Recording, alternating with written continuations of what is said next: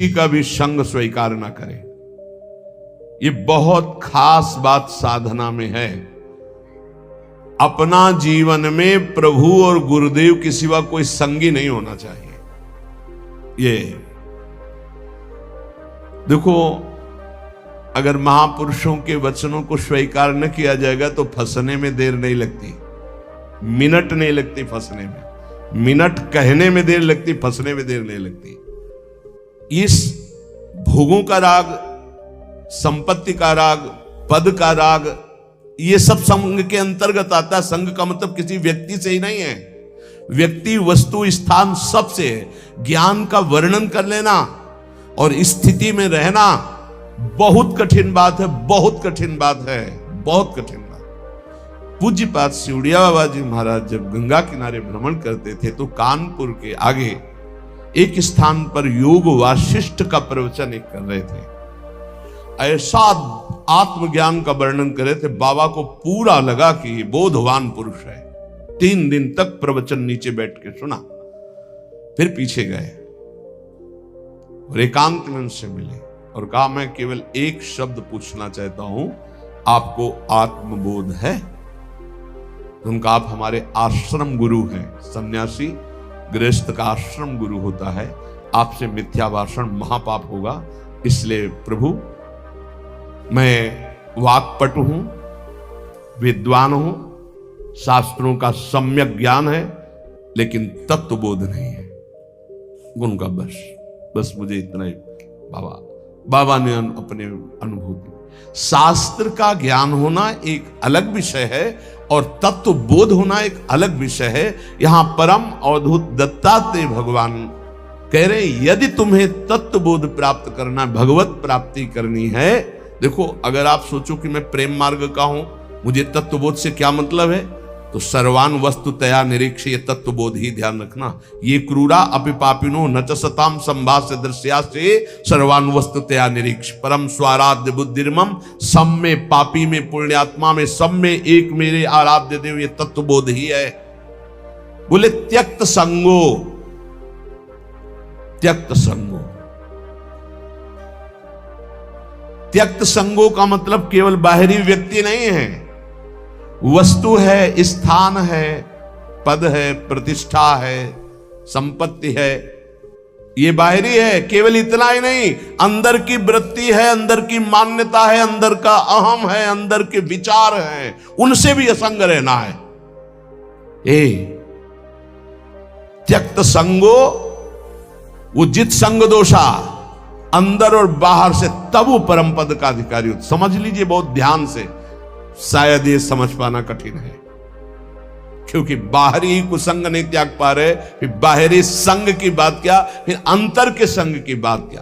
अंतर के अहम का त्याग, अंतर के विचार का त्याग, अंतर की वृत्ति से असंग, अंतर की वृत्ति से असंग, वो जीवन मुक्त महापुरुष होता है। अंतर की वृत्ति से भी असंग, साक्षी, दृष्टा मात्र। आगे चलकर समझ में आएगा। त्यक्त संगो, अगर भगवत प्राप्ति करनी तो ये सूत्र बहुत अमृत है। किसी भी दृश्य, किसी भी व्यक्ति, किसी भी वस्तु, किसी भी पाद, किसी भी वृत्ति, किसी भी विचार, कहीं भी नहीं, हर समय साक्षी, निर्लेप, असंग, तब वो परम पद का अधिकारी। वही प्रिया जो मुस्कुरा के दे देती है, इसलिए अलवेली सरकार है। जित क्रोधो, पहले त्यक्त संगो, फिर जित क्रोधो। किसी भी परिस्थिति में क्रोध ना आने पावे। कभी कभी हम अपने दोषों को गुण मान करके प्रकाशित करते हैं कि ये कोई क्रोध नहीं है। अगर गलती को गलती नहीं मानोगे तो अक्रोध स्थिति को कभी प्राप्त नहीं होगे। क्रोध तब आता है जब हमारी कामना के विरुद्ध कोई चेष्टा होती है, पक्का, और क्रोध की सत्ता ही नहीं, हमारी चाहत ही ना हो। भगवान बोलवा रहे, बोल दिए, भगवान कह रहे ऐसे चलो, ऐसे चलो, वो हम बता दिए, अब ना चलो, आपकी मर्जी। क्रोध नहीं आना चाहिए। भारी से भारी विपरीत परिस्थिति में भी क्रोध नहीं आना चाहिए। ये कब होगा? जब सामने हम प्रभु देखते हैं। हमें तभी क्रोध आता है जब हमारी चाहत के विपरीत क्रिया होती है और हमारे चिंतन के विपरीत चिंतन होता है। आ गया क्रोध, आ गया क्रोध, शुरुआत हो गई। अब अभद्र शब्द, दुरुक्ति, दुरुक्ति माने गाली, ये पहचान है कि क्रोध देवता पधार चुके हैं। और वो सीधे तप, पवित्रता, भजन, इसको चाटते हैं, वो इसको भस्म करते हैं, इसको लेते हैं। क्रोध देवता तुम्हारे तप को, तुम्हारी पवित्रता को, अंतःकरण की तुम्हारे साधन को चाट जाएंगे, कुछ अनुभव नहीं होगा। जब हमारा ये चिंतन गिरा कि सामने प्रभु नहीं, हमारी बात नहीं मानता, विपरीतता है, वहीं क्रोध आ जाएगा। अन्यथा आने का कोई भी रास्ता नहीं क्रोध के। जित क्रोध, यहां कह रहे जित क्रोध हो, भगवान अवधूत दत्तात्रेय जी। अगर उपासक को परम पद पे आरूढ़ होना है, दिव्य साधना संपन्न बनना है, तो क्रोध पर विजय प्राप्त, कभी गुस्सा नहीं आना चाहिए। वो कब होगा? हम व्यक्ति देखते हैं तब गुस्सा आता है। हम भगवत भाव करेंगे तो जलेगा हृदय पर, हम गुस्सा नहीं कर पाएंगे। हम चाहत करते हैं तब गुस्सा आता है। अगर हम चाहत को भगवान की इच्छा में छोड़ देते हैं तो गुस्सा नहीं आएगा। जोई जोई प्यारो करे, सोई मोई भावे। लघवा हारो, थोड़ा आहार करें।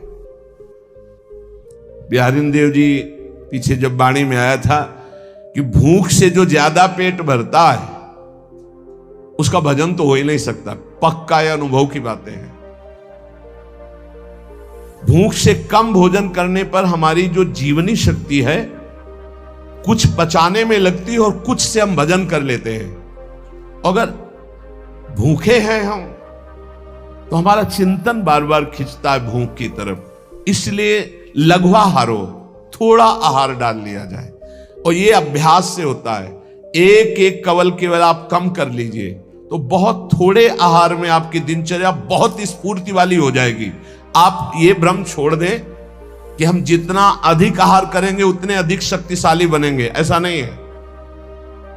विचार आपके, संकल्प आपका, ये आपकी सामर्थ्य होती है। शुद्ध संकल्प, ये हम सांसारिक भाषा में बोल रहे हैं। शुद्ध संकल्प, शुद्ध विचार, पवित्रता, जितेंद्रियता, लघुआहार, आप महान बलशाली हो जाएंगे पक्का। देखो, संकल्प रहित होकर देखो, भगवद आश्रित होकर देखो, और अपार सामर्थ्य। शुद्ध संकल्प का कितना बड़ा चमत्कार है कि आप नहीं समझ पाएंगे, कि विश्वास ही नहीं कर पाएंगे।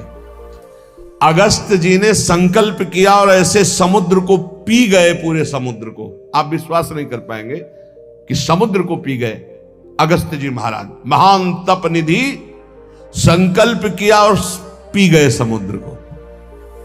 यह संकल्प की ताकत। भोजन से इस पांच भौतिक शरीर का पोषण होता है और धीरे धीरे हम शरीर से अपने को अलग करने के लिए साधना कर रहे हैं। तो लघवा हारो, थोड़ा आहार चाहिए। हमारा दिमाग क्या सिखाता है? बर्बाद काहे को करोगे? अब कितना रह गया? 2 लड्डू रह गए हैं, 1 कटोरी खीर है। वैसे तो नहीं है, पर बर्बाद नहीं होना चाहिए। अन्न है, ये बर्बाद, श्वास बर्बाद हो जानी चाहिए। अरे दूसरा कोई खा लेगा, कोई और जीव पा लेगा। आप थोड़ा भजन के लिए जगह बनाए रखो। अगर आपने परुषा लिया है तो किसी और जीव को पवा देना। सब अपने गुरु भाई ही हैं, हम एक ही प्रभु के बच्चा हैं। पोशाकें अलग अलग हैं। अरे किसी के श्वान की पोशाक है, किसी के सूकर की पोशाक है, किसी की कृमि की, लेकिन हम हैं सब एक ही भाई। परमात्मा अंश हैं, हम सब एक ही हैं। अंश वही है, पोशाकें अलग अलग है, वो पालेंगे। हम भजन के लिए उतने ही पुरुष हुए, उतने ही पावे जिससे भजन। ये आप बैठा लीजिए, खाते खाते मर जाओगे लेकिन खाने की आदत नहीं खत्म होगी। इसको संयम में लाओ। पहला कहा है त्यक्त संगो, दूसरा कहा है जित क्रोधो, तीसरा कहा है लघवा हारो। यदि भगवत प्राप्ति करनी है, दिव्यता लानी है, भजन का चमत्कार अंदर प्रकट करना है कि काम क्रोध लोभ मोह मद मत्सर ये सब भस्म हो रहे हैं, तो लघवा हारो। आहार पाने के बाद फिर ऐसे तुरंत बैठ सकते हो, ऐसा आहार पाइए। कि अगर आपको तुरंत बैठना पड़े तो आपको वजन न लगे कि पेट में वजन है। ये जितना आप चिकने पदार्थ, जितने आप स्वादिष्ट पदार्थ समझ रहे हैं, ये स्वाद नहीं है।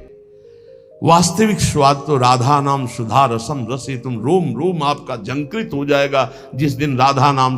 बोले हमें तो स्वाद नहीं मिलता, तो जिसका पित्त बढ़ जाता मिश्री कड़वी लगती है, अगर अनुपान से दवा रूप में वही लिया जाए तो जब पित्त नष्ट होगा तो मिश्री मीठी लगने लगे। तो राधा नाम सुधा अमृत है, ये अमृत रस है। आचार्यों ने, महापुरुषों ने, स्वयं हरि ने इसका पान किया है, वही आपको मिल रहा है। आपकी जबान खराब हो चुकी भोगों में, थोड़ा भोजन कीजिए, बड़ा पावर मिलता है। आप उपवास के दिन देखना भजन में बहुत मन लगेगा थोड़ा पाने पर, तो वैसे ही आप रोज उपवास कर सकते हो। 1 रोटी पाओ, 2 रोटी पाओ, थोड़ी दाल ले ली, थोड़ी सब्जी ले ली, जितने से ऐसे थोड़ा लगा बस। इतना दिमाग विचित्र है कि हर बार फंसाता है यही कि बर्बाद नहीं होना चाहिए, ये जाना चाहिए, अंदर जाना चाहिए। बस जहां यहां से गया तो बस फिर उसके पचाने में पूरा दिमाग लगा, भजन में तो लगा नहीं। इसलिए प्रार्थना है इस आसक्ति से बचो, भोजन की आसक्ति से। अच्छे पदार्थ जो सृष्टि में कहे जाते हैं उनको थोड़ा लीजिए, और जो रूखे सूखे कहे जाते हैं उनसे पेट भरिए और खूब भजन कीजिए। आगे कह रहे जितेंद्रिय, अपने आप जितेंद्रिय हो जाएंगे। शरीर एक रथ है, बुद्धि इस रथ को चलाने वाला सारथी है, बैठने वाला जीवात्मा है, मन लगाम है, इंद्रियां घोड़े हैं, विचरने की जगह विषय भोग है। ये घोड़े विषय भोग का चारा चरने के लिए जाएंगे। अगर मन रूपी लगाम को बुद्धि रूपी सारथी ने ठीक से खींचा नहीं तो ये खंडक में गिरा देंगे, और गिरे हुए बहुत फंसे हैं। और जीव इतना भोला बन चुका है कि गड्ढे में गिरा है फिर भी वो आनंदित है, वो उसी को सुख समझ रहा है, दुख को ही सुख समझकर। यही तो भगवान की विचित्र माया है। जिसे तुम सुख समझते हो वो सुख की छाया है, समझ पड़ती नहीं, ये गिरधर की माया है। भयानक दुख के अंतर में वो डूबा हुआ भयानक परिणामों को प्राप्त होगा, लेकिन उसमें सुख का अनुभव कर रहा है। त्यक्त संगो जित क्रोधो लघ्वाहारो, तो अपने आप जितेंद्रिया हो जाएंगे। देख लेना, घृणा हो जाएगी यार, घृणा। कौन सा ऐसा सुख है जो घृणा के योग्य ना हो? लौकिक बढ़िया से बढ़िया पदार्थ खाओ, तत्काल हम उसे वापस उलटते हैं, देखने लायक नहीं रह जाएगा। चिकनी चमड़ी केवल देखकर फंस रहे हैं, कुछ नहीं, पूरा जीवन बर्बाद हो जाता है। धर्म के लिए तो सेवन करने के लिए ठीक है, बकाया भगवत प्राप्ति के लिए जितेंद्रिया चलो, ठीक से चलो। पिधाय बुद्ध्या द्वाराणि मनो ध्याने निवेशयेत्, शून्ये स्वेवावकाके गुहा सुचो वने सुचो, नित्य युक्ता सदा योगी ध्यानम सम्यक उपक्रमेत। श्री दत्तात्रेय जी महाराज कह रहे हैं, बुद्धि को परमात्म चिंतन से इतनी बलवान बनाओ कि अपनी इंद्रियों के द्वारों से घसीटकर उसे भगवान में स्थित करो। हर इंद्रिय द्वार बंद, अंतर्मुख इंद्रियों को करके परमात्म चिंतन में लग। शून्य स्वेवावकाशेषु, कहां हमारी स्थिति थी? विचार करके देखो, सब विषय जितने हैं वो हमको रौंद रहे थे। ना चरणों में प्रीति थी, ना उस कोटि की भजन की वृत्ति थी। ये तो सिर्फ आचार्य कृपा से।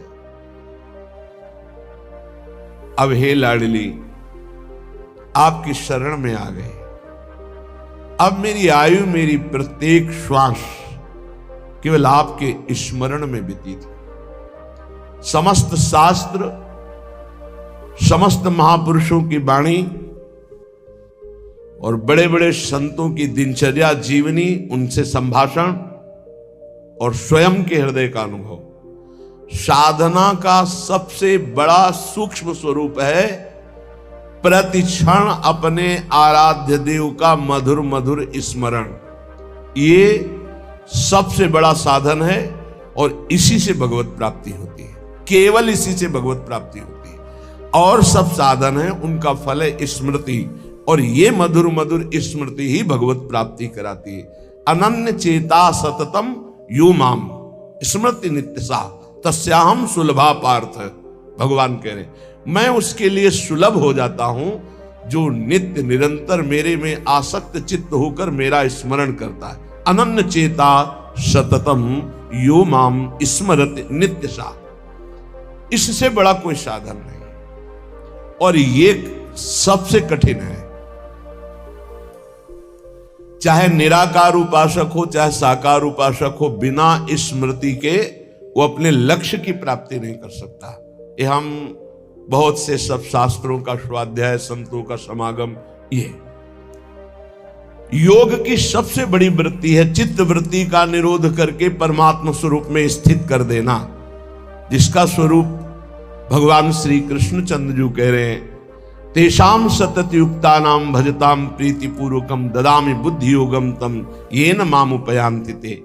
जो सतत मेरा भजन करते हैं मैं उन्हें बुद्धि योग प्रदान कर देता हूं। चित्त वृत्ति का संसार की तरफ ना जाकर परमात्मा में निरंतर स्थित रहना, आराध्य देव में स्थित रहना, यही सबसे बड़ा योग, यही सबसे बड़ी भक्ति, निरंतर स्मरण, और यही सबसे बड़ा ज्ञान कि सब कुछ विस्मरण अपने स्वरूप में स्थित।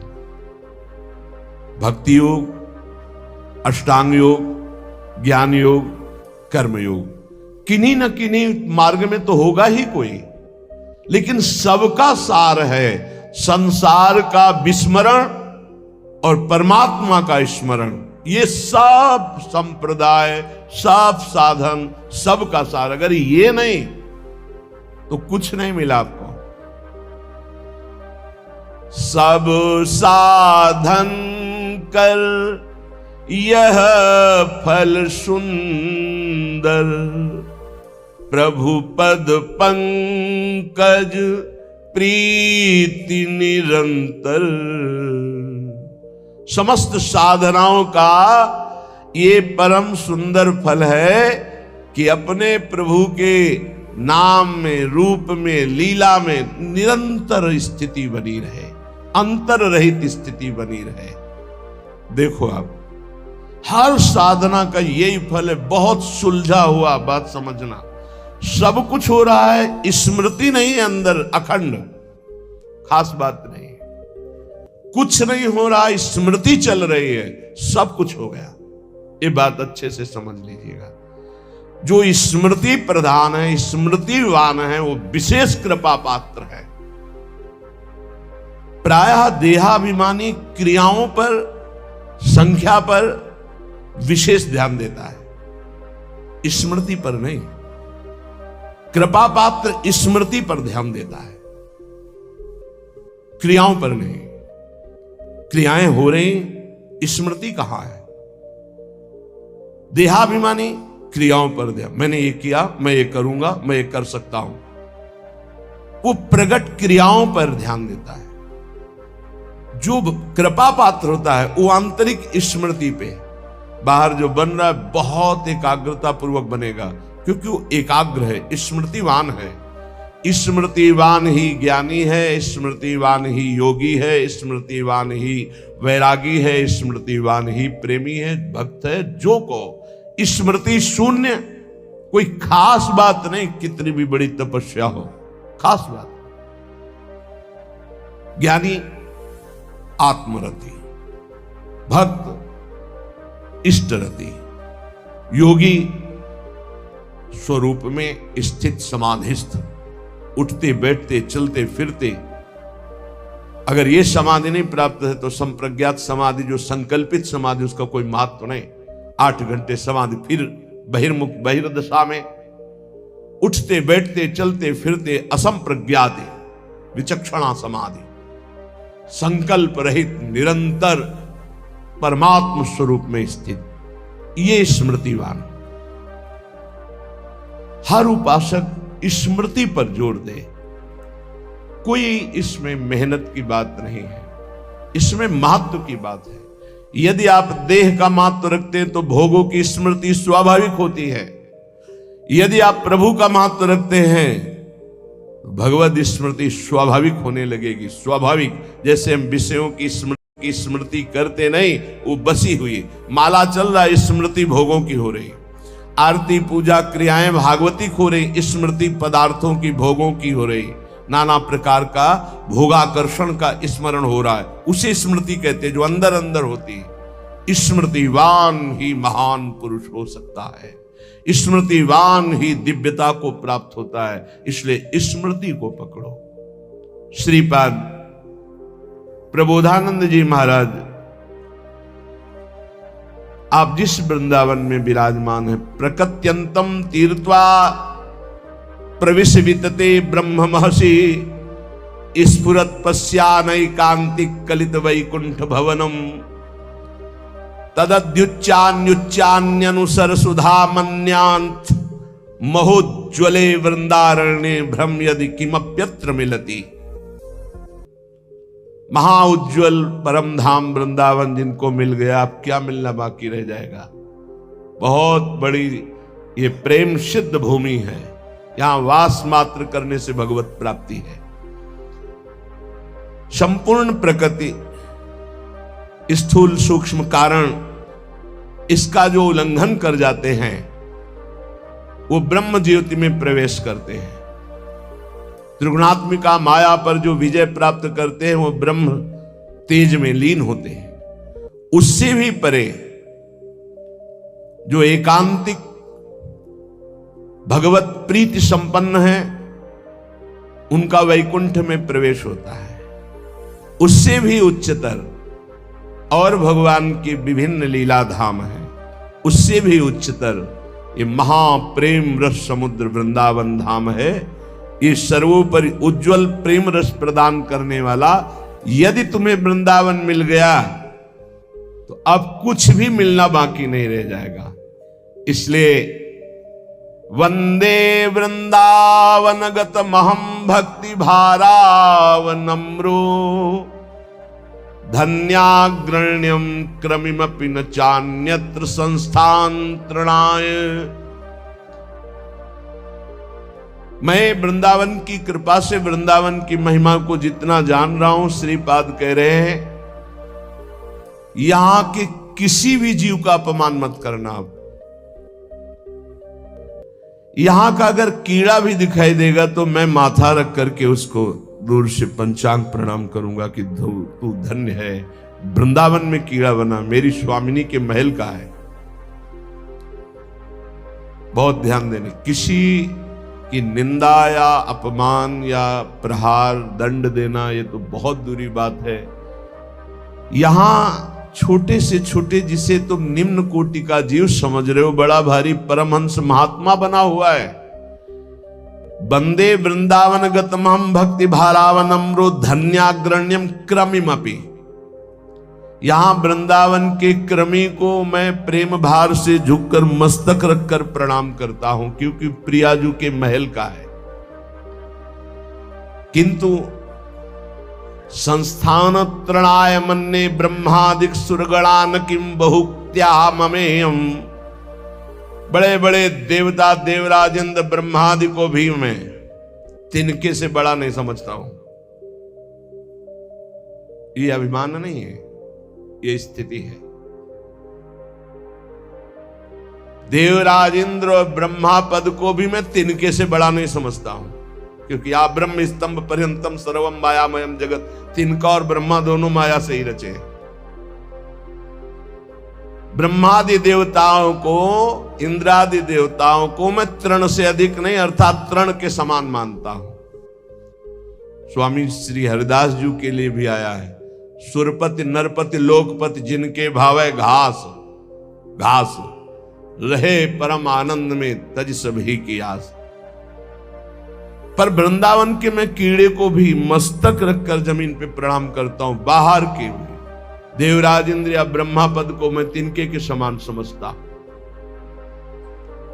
ऐसा आया है रसिकों के लिए, सात गांठ कौपीन में इंद्र बापुरो कौन। बेचारा इंद्र, उनके सामने क्या, किनके सामने? बोले जिनकी लंगोटी भी 7 जगह से सिली हुई या गांठ लगी हुई है, सही लंगोटी भी नहीं है। पर प्रिया प्रीतम के अनुराग में तो बोले इंद्र बापुरो कौन, बेचारा इंद्र क्या है उनके सामने। ये पक्की बात है, जो अपने आराध्य देव की प्रीति को प्राप्त हो गया है उसके सामने कुछ नहीं है, कोई पद नहीं। जब भक्ति का रंग चढ़ता है तो न पारमेष्ठम न महेंद्र धिष्णम, कह देना बहुत सरल बात है, श्लोक याद करके बोलना या उसका अर्थ बता देना बहुत सरल बात है। और हम कह रहे हैं न पारमेष्ठम न महेंद्र धिष्णम न सार्वभौमम न रसाधिपत्यम न योग सिद्धिर अपुनर्भवम वा, नहीं चाहिए। और एक छोटा सा विषय, एक छोटी सी भोग सामग्री विचलित करके नीचे गिरा देती है।